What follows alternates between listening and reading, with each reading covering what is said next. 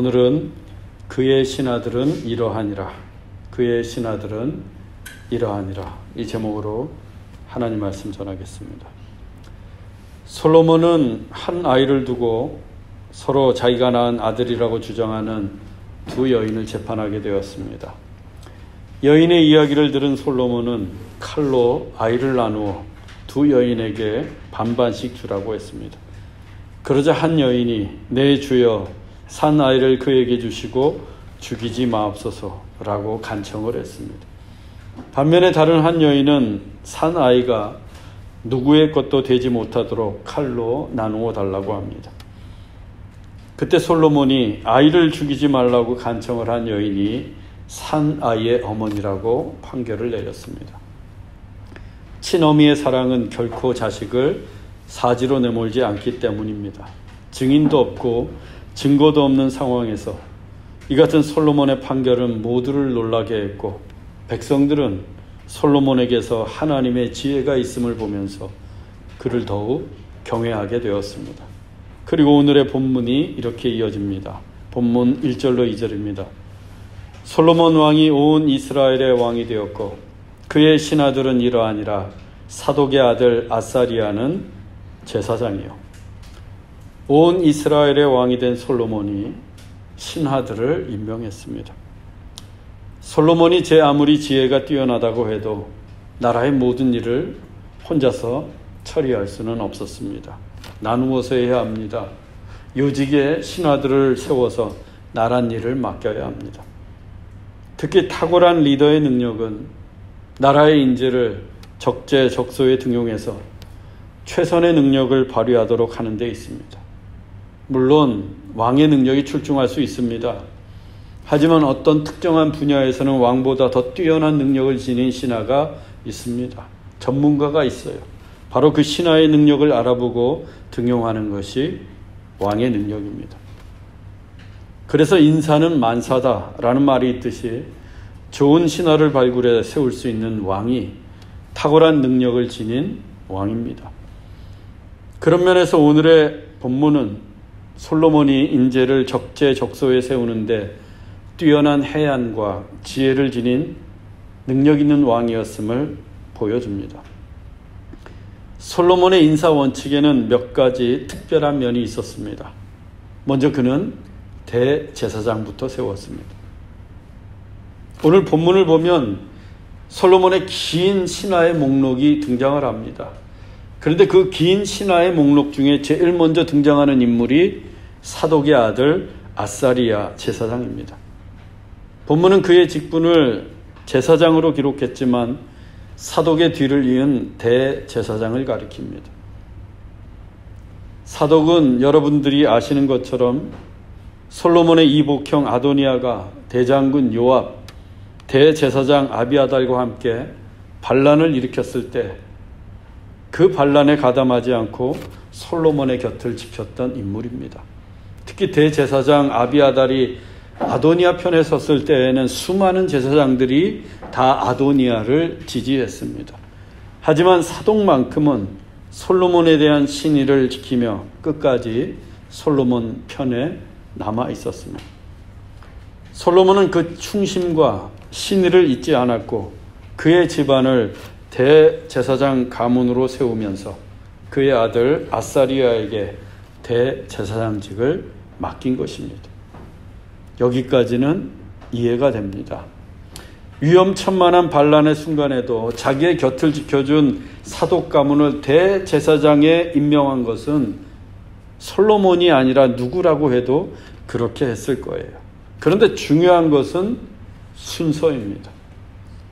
솔로몬이 그 많은 신하들 중에 대제사장을 가장 먼저 임명했다는 것입니다. 그의 아버지 다윗도 신하들을 임명하고 성경에 그 목록들이 나오는데 대부분 장군의 이름들이었어요. 군대 장관, 시위 장관, 사령관, 큰 용사, 작은 용사, 30명의 용사 등 장수의 이름들이 쭉 나열되어 있습니다. 그리고 그 신하들의 명부에는 언제나 군대 장관 혹은 대장군의 이름이 제일 먼저 등장했습니다. 다윗은 전쟁을 하던 왕이었기 때문입니다. 전쟁 중에 가장 중요한 신하는 장군, 장수들입니다. 반면에 솔로몬은 태평시대의 왕이 되었습니다. 비록 왕이 될 즈음 아도니아의 반란이 있었지만 대외적으로 전쟁을 하던 시기는 아니었습니다. 이미 다윗이 온 이스라엘을 통일시켰고 주변의 모든 나라들을 제압한 상태에서 솔로몬에게 왕위를 물려주었기 때문입니다. 솔로몬은 평화의 시대의 왕이 되었습니다. 따라서 솔로몬에게 전쟁에 능한 장수보다는 정치, 내치, 나라를 다스리는 데 필요한 행정 강요들, 대신들이 훨씬 더 중요했습니다. 그리고 주변 국가들과의 외교도 중요했어요. 그런데 솔로몬은 그 모든 자리들을 제쳐놓고 대제사장을 가장 먼저 임명했습니다. 장관이나 국내 대신이 아니라 군대 장관이 아니라 대제사장직을 먼저 세웠어요.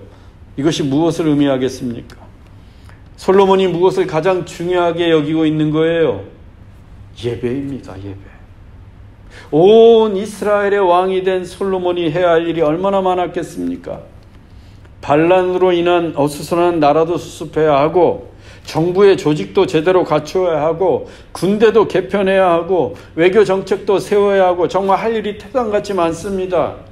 그런데 그는 대제사장을 제일 먼저 임명했어요. 솔로몬에게 가장 중요한 것은 조직도 아니고 정치도 아니고 외교도 아니고 군대도 아닌 예배였기 때문입니다. 왕이 되자마자 1000번제를 드렸던 솔로몬은 여전히 그에게 가장 중요한 것은 예배였어요. 이때까지만 해도. 이를 통해 솔로몬은 우리 인생에서 가장 중요한 것이 예배이고, 따라서 이스라엘 공동체도 하나님을 예배하는 나라가 되어야 함을 만천하에 선포하고 있는 것입니다. 그의 인사정책을 통해서. 이 메시지는 오늘날에도 여전히 강력합니다. 우리 인생에서 무엇이 가장 중요합니까? 여러분의 인생 가운데 무엇이 가장 중요할까요? 예배입니다. 하나님을 예배하는 것입니다. 예배가 빠진 인생은 제 아무리 성공한 듯 보여도 실패한 인생입니다. 교회 사역 중에서도 가장 중요한 사역은 예배입니다. 교회, 교육, 선교, 구제, 봉사, 친교도 다 그 다음이에요. 예배가 우선되지 않은 다른 사역은 다 무의미합니다. 그래서 교회 부서 중에 찬양팀, 성가대가 정말 중요해요. 제가 교회를 개척하자마자 처음에 딱 2부서만 있었습니다. 임마누엘 찬양팀과 솔리데오 성가대. 왜? 예배가 가장 중요했기 때문이에요. 그때는 전 교인이 다 성가대였습니다. 요즘 솔리데오 성가대에 찬양이 없어서 제 마음이 많이 아픈데 빠른 시일 내에 성가대 찬양을 듣기 원합니다. 오늘 솔로몬이 신하들 중 예배자를 제일 먼저 세운 원칙처럼 우리의 인생과 우리 교회에서도 예배가 최우선이 되기를 바랍니다. 본문 3절로 4절입니다. 시사의 아들 엘리호렙과 아이야는 서기관이요, 아힐룻의 아들 여호사밧은 사관이요, 여호야다의 아들 분하야는 군사령관이요, 사독과 아비아달은 제사장이요. 솔로몬이 두 번째로 임명한 직책은 서기관이었습니다. 엘리호렙과 아이야를 서기관으로 세웠어요. 서기관이 뭐 하는 사람입니까? 하나님의 말씀을 가르치고 묵상하고 연구하고 기록하는 사람이에요. 비록 신약 시대에 와서 그 서기관들이 부정적인 의미로 사용되었지만 본래 서기관들은 하나님의 말씀을 가르치고 연구하고 기록하는 사람입니다. 그 서기관들이 솔로몬의 신앙문록 중 두 번째를 차지하고 있습니다. 그리고 서기관은 이때 처음으로 생긴 직분입니다. 즉 그전에는 없었고 솔로몬이 만든 직분이에요. 그러면 이것은 또 무엇을 의미하겠습니까? 예배만큼 중요한 게 하나님의 말씀이라는 거예요. 하나님을 예배하고 나서는 하나님의 말씀을 듣고 배우고 깨닫고 보존해야 한다는 것입니다. 하나님의 지혜를 품은 솔로몬은 하나님의 말씀이 얼마나 중요한지 알고 있었습니다. 한 개인의 운명을 결정하고 한 나라의 국운을 판가름하는 것이 하나님의 말씀에 달려있기 때문입니다. 하나님의 말씀이 인생을 인도해가고 하나님의 말씀이 국가를 이끌어갑니다. 이를 깨달았던 솔로몬은 대제사장을 세우고서 이어서 곧바로 서기관들을 임명했던 거예요. 우리 인생도 하나님의 말씀이 인도하기를 원합니다. 우리 교회도 하나님의 말씀이 이끌어가는 교회가 되기를 원합니다.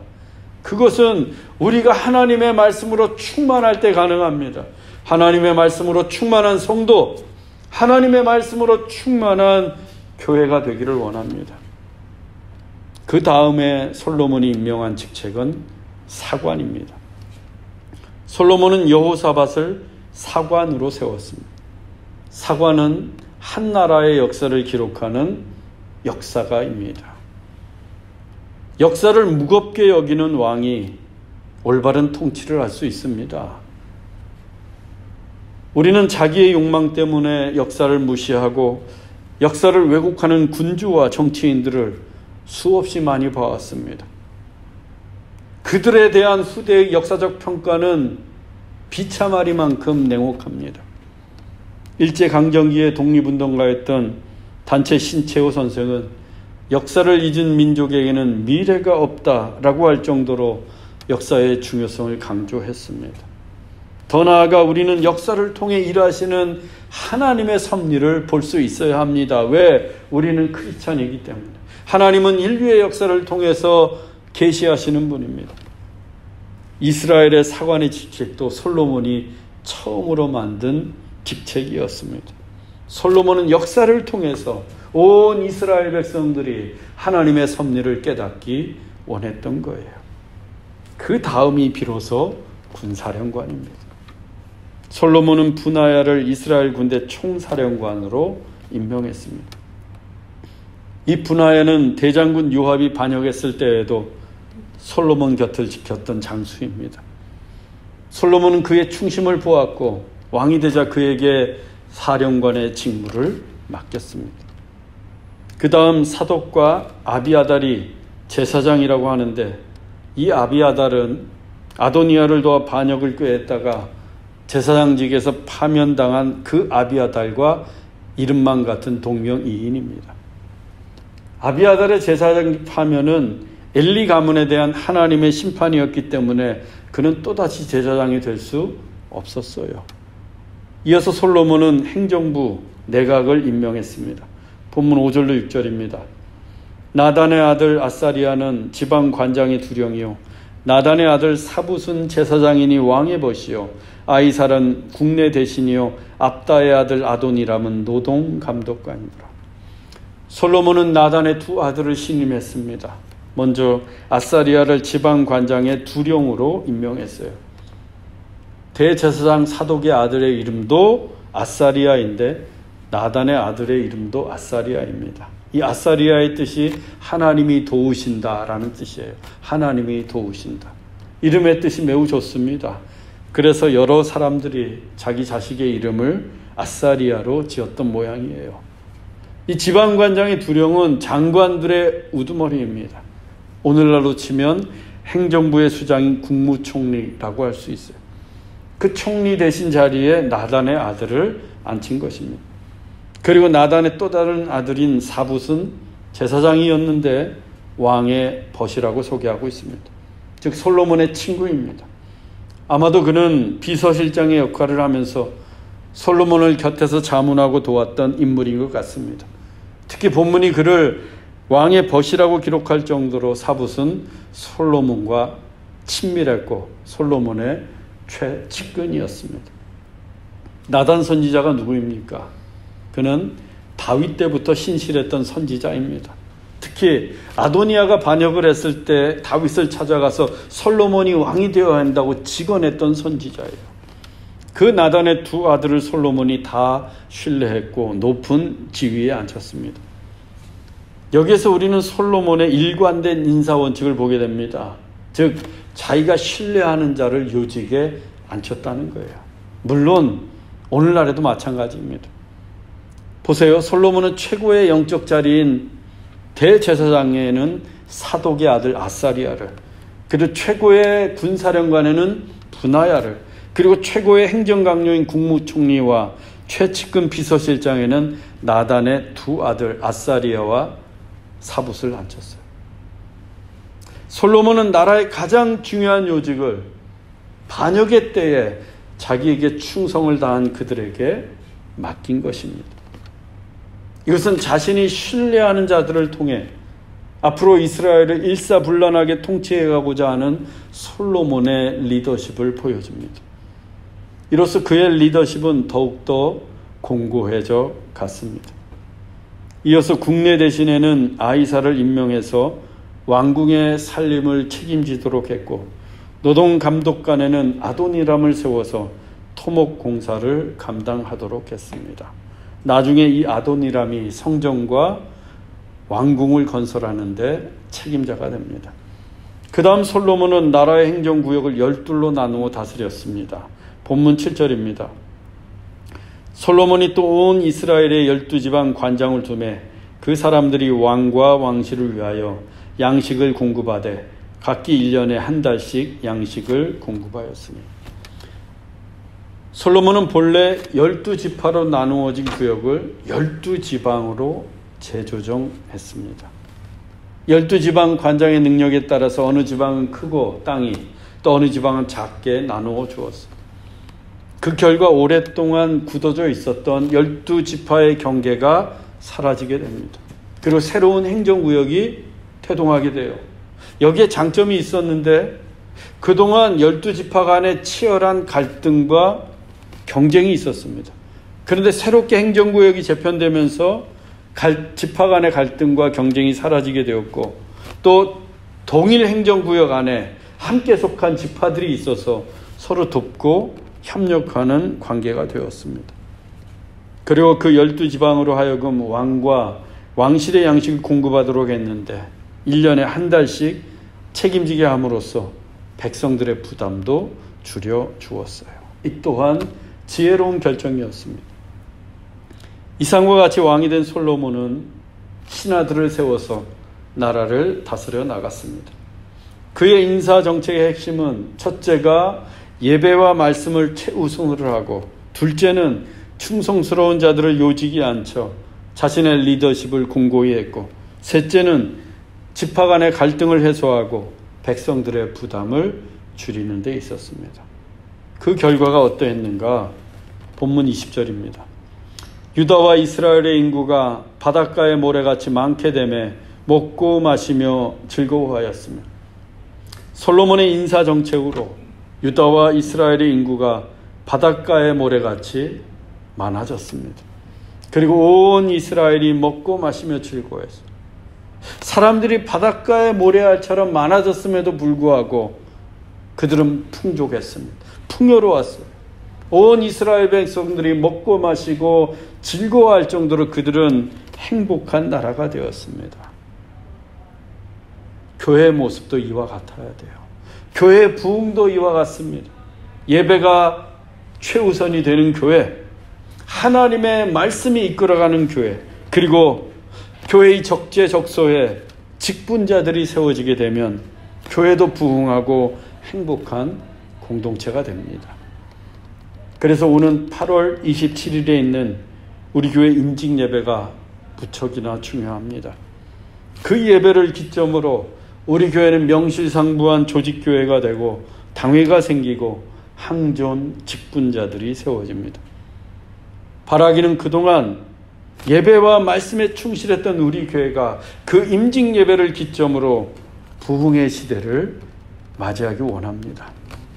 사랑하는 형제자매 여러분, 예배를 최우선으로 하는 성도, 예배를 가장 중요시하는 교회를 이루어 가십시다. 또한 하나님의 말씀으로 충만한 성도, 하나님의 말씀이 이끌어가는 교회가 되십시다. 그리고 꼭 필요한 자리에 직분자가 세워져서 마침내 큰 부흥의 시대를 맞이하는 우리 좋은 씨앗 교회가 되기를 주 예수 그리스도의 이름으로 축원합니다. 기도하겠습니다. 사랑의 하나님, 인생에서 가장 중요한 것이 예배이고 교회의 가장 중요한 사역이 예배인 것을 잊지 말게 하옵소서. 또한 하나님의 말씀으로 충만한 성도, 하나님의 말씀으로 풍성한 교회가 되길 원합니다. 그래서 하나님의 말씀으로 인도되는 인생, 하나님의 말씀이 이끌어가는 교회가 되게 하옵소서. 그리고 직분자들을 축복하시고 하나님이 택하신 직분자들을 통해 우리 교회가 더욱더 부흥하게 하옵소서. 길이요 진리요 생명이신 예수 그리스도의 이름으로 기도하옵나이다. 아멘.